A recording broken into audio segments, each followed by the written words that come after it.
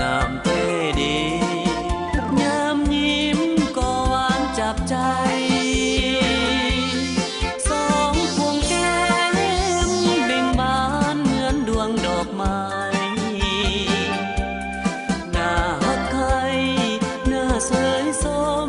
ดมแก้มนางได้แต่คิดคำควรเธอลำพันควันเจ้าสั่งงามงามทั้งน้ำใจน้องนั้นงามเหมือนเอื้อยงามบ่มีผิดได้แต่คิดบ่ฮู้จะตัดสินใจสองน้องเอ้ย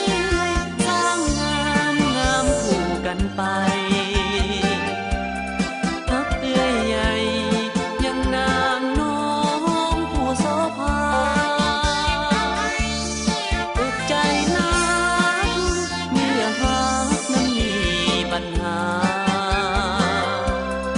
ยากนักหนาเพราะสองคน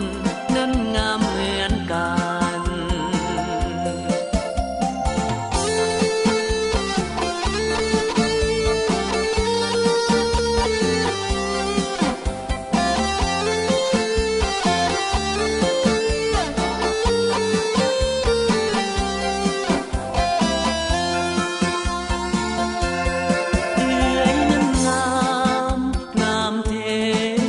มีเสน่ห์งามเท่ดี